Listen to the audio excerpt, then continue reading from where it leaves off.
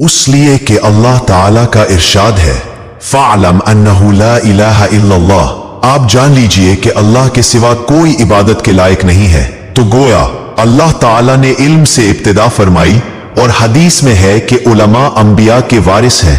اور پیغمبروں نے علم ہی کا ورثہ چھوڑا ہے۔ پھر جس نے علم حاصل کیا اس نے دولت کی بہت بڑی مقدار حاصل کر لی، اور جو شخص کسی راستے پر حصول علم کے لیے چلے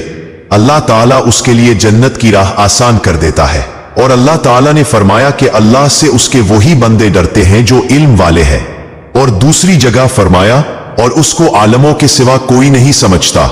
اور فرمایا اور ان لوگوں کافروں نے کہا اگر ہم سنتے یا عقل رکھتے تو جہنمی نہ ہوتے، اور فرمایا کیا علم والے اور جاہل برابر ہے؟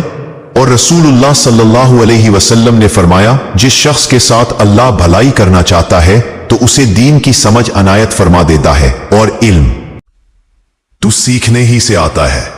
اور ابو ذر رضی اللہ عنہ کا ارشاد ہے کہ اگر تم اس پر تلوار رکھ دو اور اپنی گردن کی طرف اشارہ کیا اور مجھے گمان ہو کہ میں نے نبی کریم صلی اللہ علیہ وسلم سے جو ایک کلمہ سنا ہے گردن کٹنے سے پہلے بیان کر سکوں گا تو یقیناً میں اسے بیان کر ہی دوں گا۔ اور نبی کریم صلی اللہ علیہ وسلم کا فرمان ہے کہ حاضر کو چاہیے کہ میری بات غائب کو پہنچا دے۔ اور ابن عباس رضی اللہ عنہما نے کہا ہے کہ آیت کونو ربانیین سے مراد حکما، فقہا، علماء ہے، اور ربانی اس شخص کو کہا جاتا ہے جو بڑے مسائل سے پہلے چھوٹے مسائل سمجھا کر لوگوں کی علمی تربیت کرے۔